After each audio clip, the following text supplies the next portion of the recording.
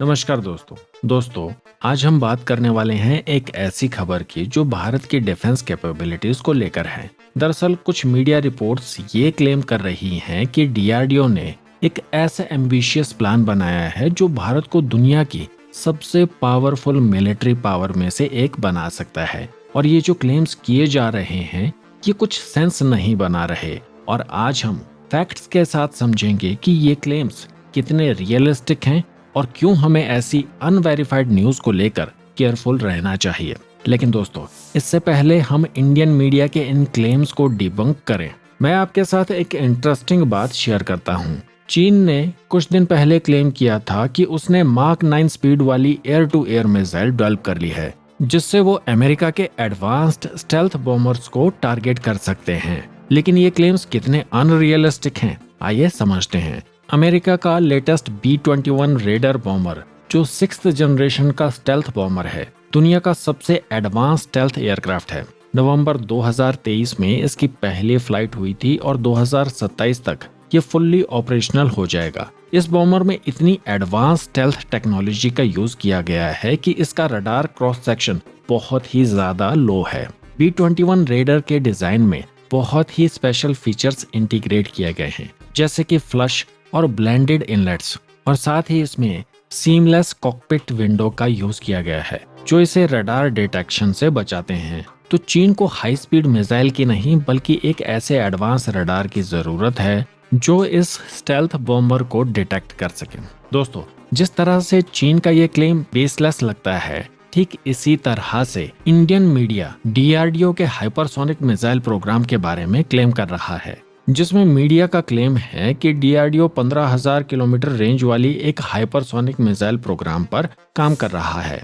मैं एक बात क्लियर कर देता हूं कि ये क्लेम इंडियन मीडिया का है, ना कि डीआरडीओ का। तो चलिए आप समझ लेते हैं कि ये क्लेम्स रियलिस्टिक क्यों नहीं हो सकते। दोस्तों, दुनिया की सबसे एडवांस हाइपरसोनिक मिसाइल की रेंज 2000 से 3000 किलोमीटर के आसपास होती है। इससे ज्यादा रेंज की जरूरत भी नहीं होती, क्योंकि हाइपरसोनिक स्पीड के कारण टारगेट तक पहुंचने के लिए बहुत कम समय लगता है।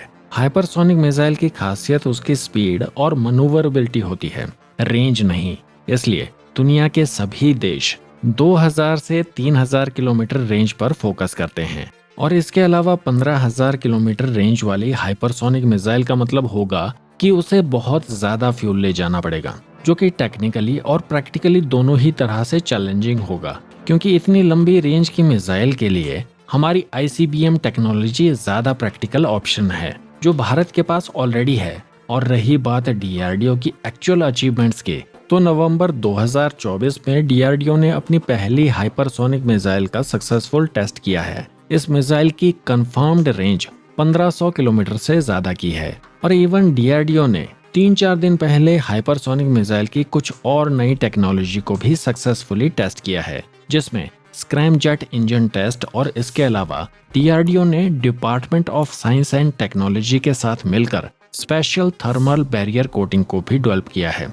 ये कोटिंग एक्सट्रीम टेम्परेचर्स को हैंडल कर सकती है और इंजन की परफॉर्मेंस को सिग्निफिकेंटली इम्प्रूव करती है। ये टेक्नोलॉजीज इतनी एडवांस्ड हैं कि दुनिया में सिर्फ अमेरिका, रशिया, चाइना और भारत जैसे चुनिंदा देश ही इन्हें डेवलप कर पाए हैं। इस बात से आप समझ सकते हैं कि ये कितनी कॉम्प्लेक्स टेक्नोलॉजी है।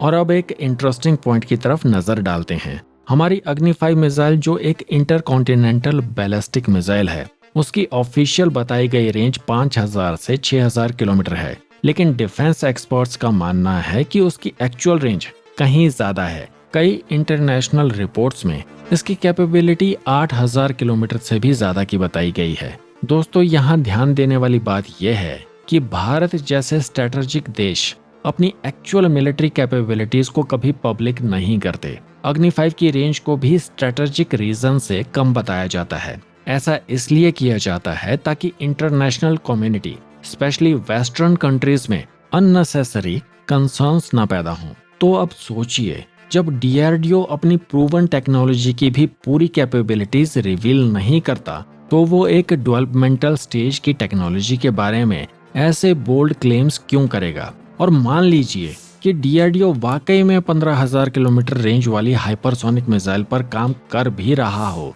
तो भी ये इंफॉर्मेशन कभी पब्लिक डोमेन में नहीं आएगी, क्योंकि ये सिर्फ एक बेसलेस मीडिया स्पेकुलेशन है जिसकी कोई ऑफिशियल बैकिंग नहीं है। दोस्तों, आप इन क्लेम्स के बारे में क्या सोचते हैं? कमेंट्स में जरूर बताएं। द क्रॉनिकल पोस्ट के साथ जुड़े रहने के लिए चैनल को सब्सक्राइब करें और वीडियो को लाइक और शेयर करना ना भूलें। तो मिलते हैं एक नई वीडियो में एक नए टॉपिक के साथ। जय हिंद।